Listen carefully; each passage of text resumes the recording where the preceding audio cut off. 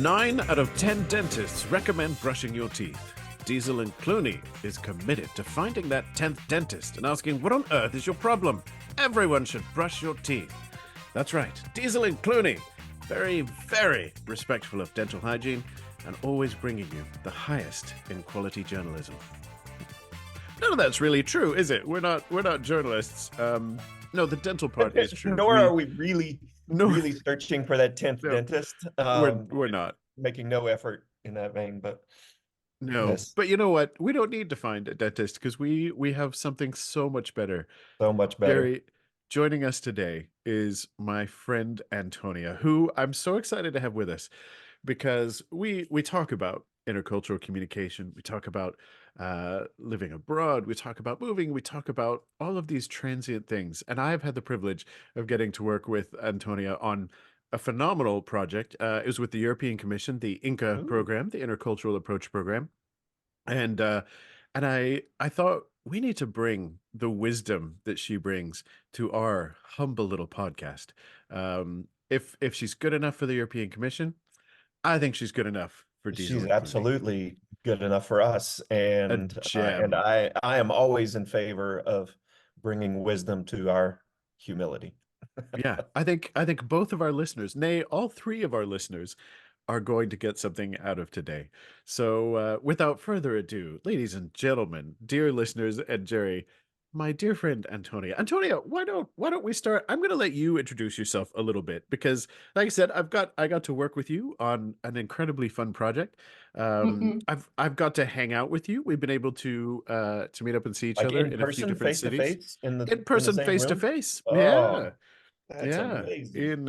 In Brussels and in Amsterdam. I think so far, but you know, we'll add to the list. Jerry and I met up face to face in what was it? Kansas City. Yep, we've met up in Kansas City. In Amsterdam also. Yeah, that's so basically, you know, the people close to me I only see every now and then in random cities. That's the moral of the story. But Antonia, yeah, tell us just a little bit about where you're from. I mean, you're from, I'll give our listeners a little clue. You're originally from a country that has just phenomenal coastline. Phenomenal coastline. Let's see where that's all that's all the clue I'm going to give. I realize that could be a lot of places, but phenomenal coastline. And yeah, and you've got a wealth of experiences. So do tell us a little bit about yourself.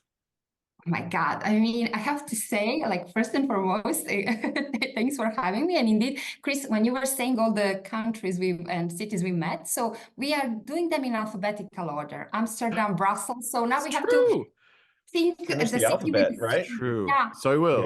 Yeah. So Copenhagen. I'll see you in Copenhagen next month. I will see you in Copenhagen. Okay, wonderful. There we go. Is there a country that starts with X? That's always in the children's book, that's always like xylophone. Besides that, you can't. Is there a country?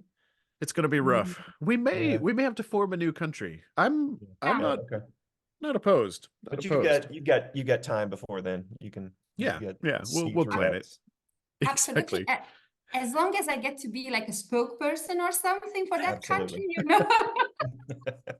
Oh, no question. No, because just to, inform all three of your listeners, that's not because I want to be spokesperson, but just because I do come from world of comms, and I think the comms is so important. It's a bit to keep in line with your dentist introduction. It's a bit like a wisdom tooth over your teeth. See what she just did? Wow. Yeah. I mean, professional. You can tell she's in communication. She just managed to create a legitimate segue from my nonsensical introduction. And we love segues. That's brilliant. I was thinking, I was like, when you said wisdom, I was like, wisdom teeth. And I was like, my God, can I link this somehow? But you left me enough time for me to brew it in my mind. I'm not sure if it's a dad joke. I have a tendency to do those as well. But, I was impressed. Okay, good. I also have some coffee here. And where I am, it's late afternoon, so it's like fourth or fifth coffee. So, I might be heavily caffeinated. So partially responsible to what I'm saying. But yeah, I come from the world of comms. My first and last biggest passion, you know. That's why in Christopher's country I would be a spokesperson, because I think, as I said, now I'm reflecting on the communication as a wisdom tooth, but actually I think it makes sense because people think of it as an aftermath, and then it comes popping out when you have all of your things sorted, and you're like, She's good. yeah, we should Yeah. have considered this before, Oh, you my. know. So Oh, if you see, a and good this dentist, is all the extensive writing that gets done before we record. This is, That's you right. know, in our That's right. yes, pre-production meetings, this is what we go through. Well, yeah, exactly. it took all of 30 seconds for her to just fit right in. Yeah. Because we will take a metaphor and we will beat it to death. Like we love metaphor, Mm, and we will chase every angle. So it's the dental episode of Yeah. absolutely. Diesel and Clooney, It's it's uh, been decided. with It's been Antonia. decided we still are not sponsored by, you know, dental hygienists or Yeah, dentists, yeah. but we are open to the We collaborations. will be after this one. Yeah. Absolutely. And you know, if you think about it, right? I love these type of clients because, you know, you will always need a dentist. I mean, what's going to replace it? You know, people in hundreds years ago were using like stones to, you know, Yep. kick out the Job teeth. security. Like Yep. exactly. Yeah. So I think it's a niche, you know, target audience, but I love working with those. Oh, it's so Plus, true. you know, they have all like it's all very modern and white in terms of design. What's not to like there, you know? Perfect. That's So, Well, perfect. and you know, speaking of progress and how we mm, progressed through the ages, I feel like this would be a great opportunity to talk about. I interrupted all your introduction, by the way. no But worries. I think it would be so fun just to hear your thoughts, you know, as an expert on how communication has progressed. Because you're right. Like, thankfully, we don't have to go to the Mhm. barber and have them yank our teeth out. We've come a long way. Mm-mm. As someone with very problematic teeth, I'm sincerely grateful. Um, but yeah, you have experience and you've seen, I think things move so much more rapidly now. Things change so much more quickly. We have to Mhm. adapt so much more quickly. And communication obviously has had to keep up with that. And I think even in your own life, which I'm going to cheat a little bit because I'm going to tell everyone where you're from since I, you know, teased with a big coastline. But Antonia is originally from Croatia, Mm. and basically has taken her Croatian character, her Croatian self, and been able to morph that with. I mean, I first met you, I think you in Brussels. Well, virtually as we were working, you know, in Brussels.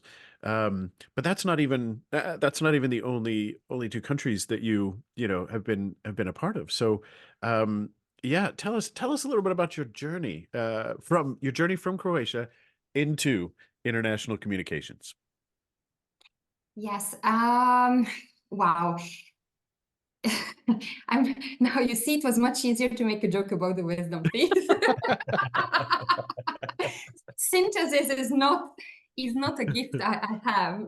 Many others I do, but this one is not. But maybe, funnily enough, you know, when you say, you know, both progress of communication, can I link it to progress of my life? I don't know. I can just link it, I guess, to this natural evolving that has led me indeed Mhm. from Croatia, and indeed my passion for comms led me then to study and live in Italy for many years, work in Spain for many years, moved to Brussels, where I am technically based, but I am today, only for this podcast, let's keep the suspense up, connecting from Moldova, Oh which is yes, that's right. a small country, exactly, a neighboring country of the EU, where I am actually on an assignment similar to that one where we met, Christopher. So with Chris, we met on one project of the European Commission that focused on international partnerships, and I'm here basically doing and helping do communications about the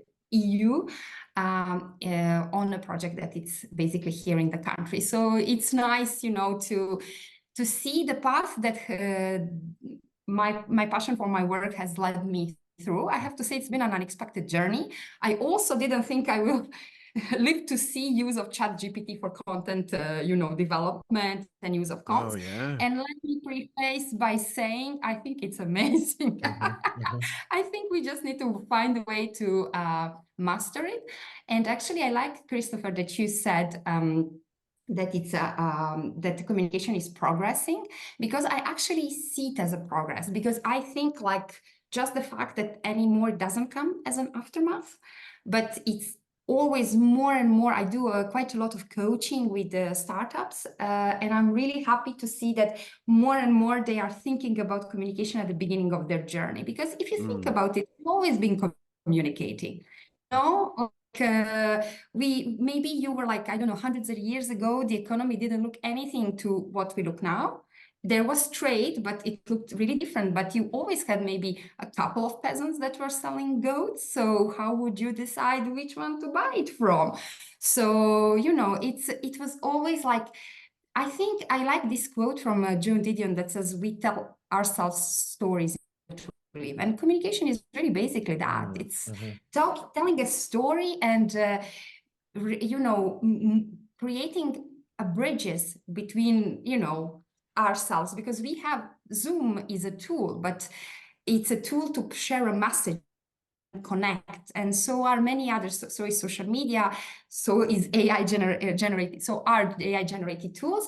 And I think indeed that communication is a tool and a bridge of really creating relations, and then using that as a base to grow that from those relations and cultivate them and bring them further, whether we are talking about policy communication, business communication, or really our personal friendships and family relations, love relations, etc. So voila, that's yeah. Indeed, I would say it like that. I don't know if that made sense. It did in my head. Yeah, that makes a lot of sense. And I kind of want to lean in a little bit to that storytelling element that you mentioned, because I think that's just so, like, stories are so powerful. And when we think about communication and miscommunication, we do that all the time, right? Like even if we speak the same language as a first language, as a heart language, we often look at the same thing and see different things. We say different things. And so miscommunication is just ripe and grows, and there's lots of room for that. When you mix in the cross-cultural element of people coming not only from different languages, but different perspectives and angles and cultures, but there's something so powerful and so rich about a story, even if we're looking at it from different perspectives, and even if we're connecting it to different experiences. There's something in a story that really kind of brings us to the same place and allows us to really understand each other. How have you, Antonia, how have you infused storytelling and really telling your story and other stories to connect with people?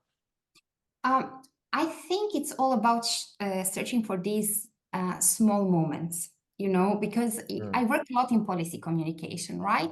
And what Christopher mentioned, we worked together on a project that really focused on international, cooperation and development. It was a beautiful project to work on, but really what we wanted to say through the project, and what the main message was, really, it was not so much project about development cooperation, but it was really a project about bridges and of all of these amazing individuals that worked in the field, and how they were building bottom up these big and huge policy contexts. And that's a little bit what I do in my work, in my everyday work, considering I as I mentioned, work as a communication expert and advisor for different international organizations, and sometimes for the businesses, especially in terms of how they relate in the public affairs.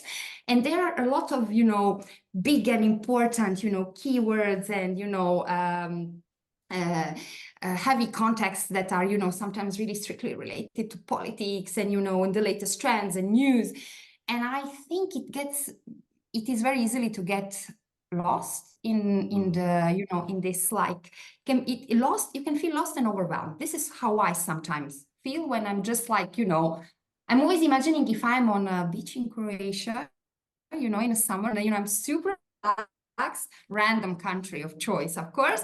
And I'm like suddenly reading about something, how, our attention span is very short. I think we all know it by now. It's just a couple of seconds.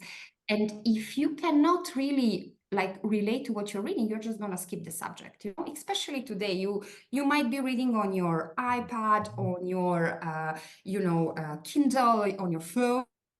So there are so many sources that are catching your attention. So what will make the thing you're reading about this distinguish itself, and focus on your attention? And policy is super important in my view, because of my country's recent history.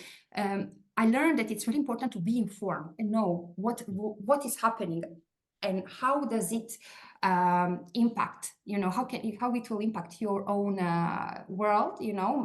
My country, Croatia, went through many different phases, the latest one being a member of the EU, which was not the case maybe 20 years ago. And that meant that I had to stand in a different line, cross-check if there were visas for me for the country I was visiting. I had to cross-check different criteria that applied when I was traveling around. And today, I can travel all over Europe without a visa being needed. I don't have to lose time or nerves or cross-checking those, requirements. And this is all related to policy and politics. And that's why I lived it firsthand. So I know firsthand what impact it gave and how much certain things have eased up our life. I'm not sure if that's an English word. How they've become easier. Easier, thank you. Yeah. So, and in all of that, coming really to your question, Jerry, is like, what is at the basis? It's really these common experiences. Because when I say, I have to cross-check if I need a visa, you understand that, whichever country from the world you are at, you have to cross-check these things. Or just like, okay, like, how, I don't know, what are the legal requirements, which queue I need to go to when I land, is my 4G working? And how much will this cost me? Does this airport have a Wi-Fi so I can, quickly call everyone I need to let them know I've arrived, These are small things, and majority of us live through them and experience them in one way or another. And in the end, I think all of these big stories can be linked to these small moments on which we can build these, storytelling and other communication activities if we wish. Yeah. I love that, because there's when I'm putting together presentations, it took me a while to sort of figure out, what's my standard process, or, is there a formula or anything? And every now and then I'm asked, sometimes at schools, to talk about how do you do public speaking? How do you put together a presentation? Because it's a terrifying thing for a lot of people. I read a study from, University of, and they said that public speaking was often rated as the most terrifying thing. It was the biggest fear that people held. And you think about, what we're talking about with the importance of communication. It shows there's obviously vast differences that, being able to communicate one-on-one or being able to communicate with people who are familiar, that's one thing. But the idea of broadcast, the idea of public speaking terrifies a lot of people. I think once you throw different cultures in, that's really hard. Every now and then I'll have to do a presentation with an interpreter. And it's so much harder because you don't realize how many local idioms you use. I say things in English that would make sense to native English speakers, but don't translate necessarily very well. The timing all gets thrown off, and the complexities of communication have always been there, but I think we run into them even more. And I think something you said reminded me, one of the premises that I think I use an awful lot when I'm putting together talks or presentation is, and I borrowed it from comedy. It's a comedy tool, but the idea is that you often want to start with something people already know, which sounds very counterintuitive. You would think, if you're getting up there to give people new information, let's get to that. But that actually, you get people on board much faster if you start with something people already know, because it creates exactly Right. what you said. It creates these bridges. It creates sort of this foundation that you can then build upon. Like if you're going to come on a journey with me into new information, let's start with something common. The joke that's referenced for this is in the 90s, apparently, like it was a cliche in the US, and I wasn't even in the US in the 90s, but in the 90s in the US, there's a cliche stand-up comedy joke, and it was that, comedians would get up and say things like, "What's the deal with airplane food?" And apparently that's a fun cliche, but it works because it's something people have all experienced, that, you can get up and say, "Hey, what's the deal with airplane food?" And everyone goes, "Yeah, like I've had airplane food. It's not that great." And it does get everybody on board. Not at all to say that airplane food isn't great. To the airlines who ferry me around, you're doing fantastic. I love what you've done with the food. But it's a common thing. It builds that little bridge, and then you can move on to other things. So I like that you said that, it's all about those little common moments. I can absolutely see that. And do you have advice for taking those common moments, because that becomes so much more difficult when you have to communicate cross culturally, which you obviously do on a very regular basis. I mean, even that example I gave, if I went to someone who was in the US in the 90s and watched comedy, and I said, "What's the deal with airplane food?" They'd be like, "Uh-huh." But the further I move from that, for people who didn't watch comedy in the 90s, that's going to be harder. For people who weren't in the US in the 90s, that's going to be harder. And so it obviously becomes more complex. And so what are your thoughts or tips for how do you still build those commonalities even in the complexities of different cultures? So I think this is a great question, and I will share with you one tip that I circle back very often for many things in life, not only comms. And it was taught to me when I was still a young communication professional in one training, where we were basically, it was a training for improving our drafting skills, because as you could have heard up until now, English is not my first language. So basically, it was really for non-native English speakers, how we can get, better and more structured in terms of the web content we were producing. And it was as a part of the organization I was back then working with. And they said to us something that's as simple as, is the advice you just shared. And it was like, you don't have to be always super creative or super innovative in what you're doing. Just start with what you know. Mm. And this was like really, at that time, I thought of it like, this is such a stupid, like, well, start with what you know. What does this mean? And then you cannot imagine 15 years have passed since that training. And I think about that sentence almost every day in a professional, personal setting, especially because I think we sometimes get our, fears or perfectionism or anxieties, whatever we want to call them, they get the best of us. And Mhm. imagine when you are, you have to maybe you are in a country you don't know, maybe you are, taking a bus, and and everything is in another alphabet that you don't read, and nobody's really speaking English, and you have to get from a point A to point B. What would you do? Well, you would start, like Mm. what's most evident, like, is there a bus on this bus station? Yeah, okay. What is the pronunciation of where I need to go? I will say it in this bus. Somebody will pick up on it. Somebody, might be able, not necessarily speak in English, but say a word or a name of a station I need to get off. So I will know, okay, if when I get off on that station, I'm a couple of stations closer to where I need to go, right? So this is a little bit how I approach things that, sometimes can be, where I think, okay, now I have to really, make this communication campaign or deliver this event, and it has to reach this number of target audiences. It has to involve X number of shares and posts and like. Then I think to myself, okay, but what is it about? What is it specifically that I'm doing, that this communication activity is covering? It's an event launch. Oh, it's actually an awareness raising campaign. It's start with what you know, and then basically, especially if you can, and this is because I'm old-fashioned, write it down. Start with write 5 points. If you were organizing an event, who, what, where, when. And then your mind will start shaping things. Reread it to yourself, and then at the second or third rereading, you will be like, you actually focus here on, it's on this.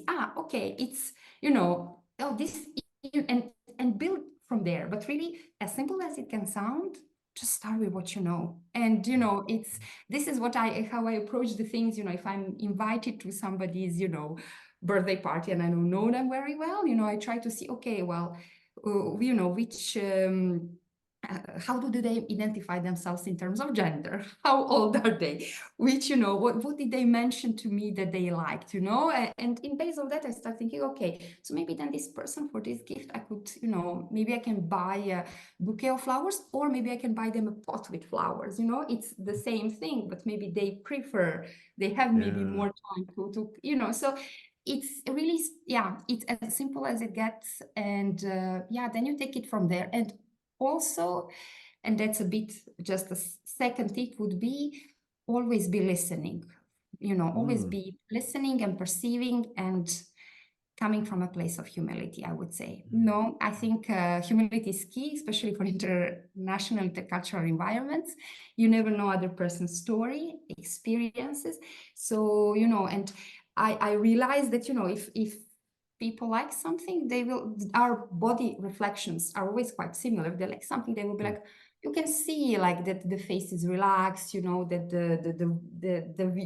the way they are looking is like a bit more pensive. And if they don't, you can feel the sharpness of the look towards you, and you will react based on that. But I would say, start with what you know and act from a place of humility, because you can always learn something new. So voila. Yeah, that's so well said, and it takes my brain to I'm reading a book called How to Know a Person. Have you all seen this book? No. David Brooks, look it up. It's really great. But there's one line in there that jumped out to me as he was talking about just really how to connect and how to understand who a person is. And he said make them authors, not witnesses. And it just makes me think. Oftentimes we think of storytelling. We think of telling a story, like the power of communicating a message, but we forget that communication is both ways, oftentimes. So I have a point that I want to make. How do I get you to understand it? If I can put a story to that, there's a bridge, right? Like we can connect. You can come my way. You understand. You really connect with that. But it goes both ways. And so if I want to understand you, if I want to know in humility, like you mentioned it,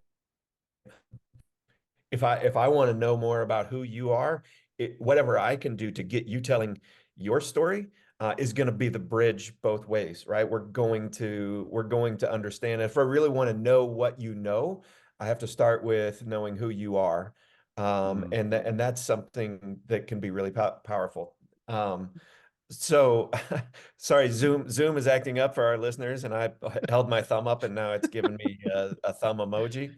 And now it's Zoom gone. thinks that your point is so good, it gave you a thumbs up. This is AI is taking over, one thumbs up at Exactly. a time. But AI is on your side, so that's good, Right? Yeah. So I want to try an experiment if you'll let me. And Antonia, I want to ask you just a question. I just want to hear what you say. For you, growing up, if you think about a big meal. I don't know what it was. Maybe a holiday meal, a family meal, like when a lot of people got together.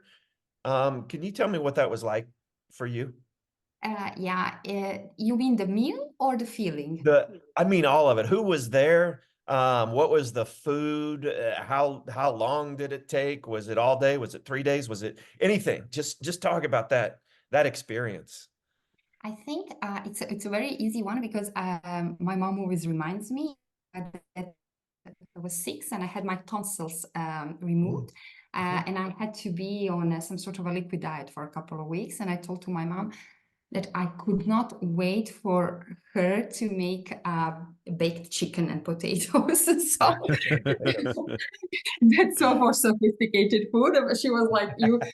When finally doctor gave me green light that I was able to eat it, she was like, "You were so happy," and I think it was really what carried the emotion because it was a Sunday meal. It was a Sunday Okay. meal with the family, and sometimes with my close family, with my parents and my siblings. But then sometimes on Sundays, maybe some extended family member would come, and there is this like I remember the smell, we lived in an apartment back then, so a smell of baked food. And then also the moment that you knew you could like eat a little bit more, and you had the whole Sunday just to lay on the couch and watch a movie with your parents afterwards.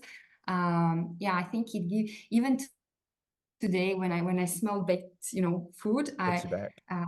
yeah, it really immediately takes me just back on these like, Sundays back at home. Yeah, Yeah. absolutely. So baked So chicken with potatoes. I love it. So your mom was the chef? She was the one making the food? Was anyone else helping her, or was it No, because she's like just so organized that it's her like, kitchen? Stay out, yeah. yeah, exactly. Her kitchen who rules. But she's very respectful in a way that today, if I'm cooking, then her kitchen becomes mine. So she doesn't come. She's just like, I'm coming Okay. for the final thing. So that's good. We have these the respectful boundaries, but absolutely, but she would make. I mean, I have to say that I didn't dislike not having to do anything.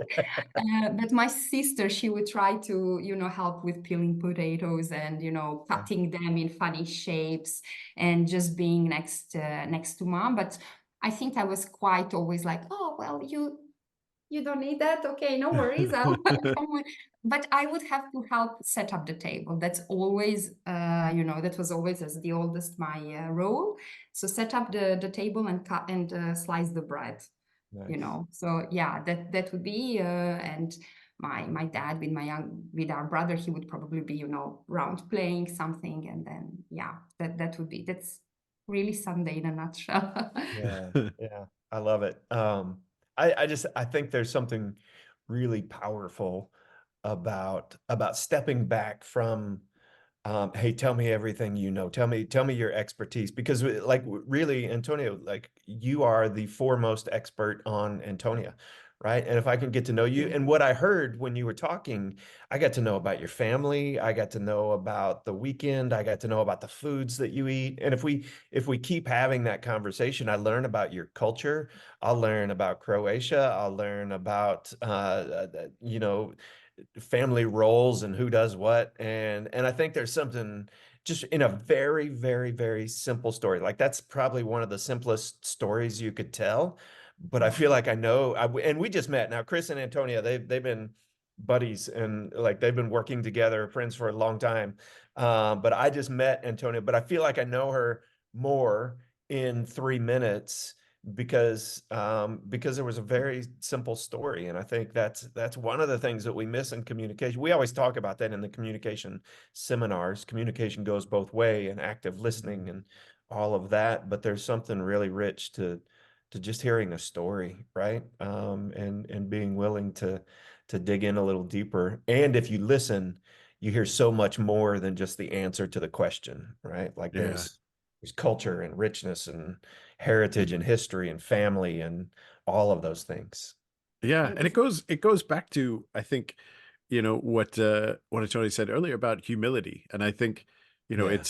it's humility to ask someone for their story. And I think, it's kind of, you're right. Authors. It's an Yeah. assumption that we make is that, Mhm. well, if I'm here to communicate, then I have to broadcast and everyone should listen. And Right. it takes a fair amount of humility to go, actually, let me hear from you as well. And in that humility, especially in the context of intercultural sort of stuff, that humility helps protect us from one of the most difficult traps I think we fall into, which is projection. Because we all project. We can't help it. We all, until we learn differently, we assume everyone does things like we do. And I can remember even simple examples of like electrical plugs. I can remember, bringing a friend with me who'd never left their country, and them just being appalled that they couldn't just plug things in. That what on earth was happening with all these? Why does the plug look so weird?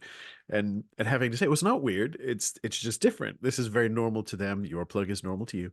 But we project. They, in their mind, the entire world plugged things in to an Right. electric socket that looked just like theirs. They had no idea until they were confronted with something different. And the humility to ask people stories, I think it helps overcome some of that projection. Even in your story about food and about eating, there's a universal part of that. There's something, again, tell people something they already know. Well, we all like to eat. That's there you go. But in that, the different styles of eating, who cooks the food, whether it's to celebrate what there's so many different things, and I think you help counteract that projection when you have the humility to ask, because you're basically saying, I won't make an assumption. In fact, even as Jerry asked that question, I think you can't help but answer it for yourself. So I'm picturing a meal in my head, and then I get the opportunity to hear what was different in your experience than mine, and it Right. helps guard against, some of that projection. So, oh, I like that. And food, such a good place to start. Food. Food connects with everyone. Food and stories. So stories about food and Stories about food. Stories about communication food. is And taken care of. There we go.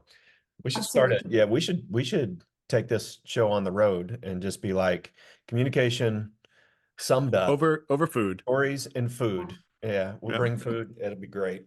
Yeah, I love And it. it would be And hunting endless. down hunting down that 10th dentist, because, you got to keep your teeth, in good Exactly. order Right. so that you can enjoy the food. Maybe he has something more innovative, I'm pretty sure it's that. He has There you go. something working That's on a to that's a something. good positive outlook. Yeah. Exactly. Oh, this is so good. This is so good. Um, And I Well, wanted and to add maybe something just quickly that maybe it also links very nicely. I think food, I read somewhere that food is the first taste of literally of culture that we grow up in, and the last yeah, thing yeah. we lose. So basically, you can be living, in another country, moving as a child and be completely identified with this other culture. But if what you were eating at home, what your parents were eating at home, or the first country you lived in, first culture you lived in, it will stay with you forever, basically. So these yeah. are things. This is the thing that you will most probably never lose. The first taste of food, aside of course mother's milk, it will be the one that stay with you the longest. So food is definitely a great conversation opener, door opener, Yeah. and a great theme for your podcast. I'm absolutely, volunteering to, help you taste and talk about food worldwide. The worldwide cultural food tour. I mean, Ooh, there's I'm got to in. be Now sign me up. there's got to be Yeah, some research funding available so that we can do that. There's got to be. There We'll does. find it. We'll we'll find it. find it. I think it's Yeah. that 10th dentist. I Yeah. think He's holding out. He's holding yeah, out. yeah, and he's got a lot of money and is eager to sponsor somebody because nobody really wants him to sponsor anyone. No, Exactly. this is very true. And Jerry, speaking of sponsorship, I feel like at this point in the episode, it's worth pointing out that our good friends over at KC360 have very generously decided to sponsor us. So, for our three dear listeners, I just want to throw out, if any one of our listeners is thinking about higher education, perhaps they themselves are about to go off into college, or they have a family member going into college, we cannot recommend enough heading over to kc360.co, because there is a wealth of information to help you navigate the very complicated field of higher education. And sweet goodness, is it complicated. In Mhm. food terms, it is a smorgasbord buffet where there's so many offerings you don't even know where to start. Yep. In dental terms, it's the sort of dentistry where you don't even know what tool you need to use when the dentist is doing scrapey scrapey or pokey pokey or polishy polishy. Who knows? And so think of kc360.co as the dental hygienist who helps explain everything to you, as the concierge that gives you a map and shows you where you need to go on that buffet of life. So while we're tracking down this 10th dentist and trying to get sponsorship out of him, we at least have our dear friends over at KC360 offering their fine services for all of you people navigating higher education. And speaking of higher education, look at me. I'm just segueing onto segues. Segue, Uh, segue. it's a segue. Mhm. Tony, it's been such a delight having you, and I want to make sure before we have to draw to a close, is there anything else, any final bits of higher educated wisdom that you would impart? Anything else that you would throw out to our three listeners as they navigate Right. cross-cultural communication? Well, first, that dental hygiene is very important. Very That's important. definitely. So also because good teeth can make you taste a lot of good food. And second is Brilliant. Yeah. food is, connecting, people. It's like connecting bridges. And if it's not food, it's food like also alcohol, like, every country has a different liquor, or it's, something specific they drink in specific occasions. If you're searching for a topic for a small talk, start with that. And third, Yeah. always be curious, be curious because both about your dental hygiene, about the food you're eating, and about the people you're meeting over that food, or while you're waiting to get your, teeth controlled. Yeah. Oh Those are my my Be three gosh. messages. curious. Yeah, there we go. There's the t-shirt that comes out of this episode. There we Just go. be curious and eat.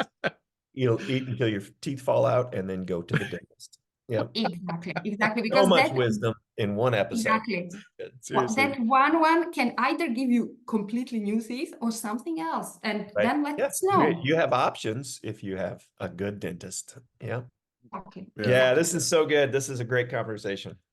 Love it. Oh, I know we may well. I think a sequel is in order at some point down the line. I think a sequel is in Totally. order. I mean, we've pulled in the trifecta of food, stories, communication, and dentistry. Mhm. I say we save for another episode. What we can redo as yet another trifecta. Yep. In fact, we'll do 3 episodes. We have the trifecta of trifectas. That's what we'll work on. That's Boom. what we'll work on. Perfect. Things are We'll have the goal. multiplying fast. They are very quickly, very quickly.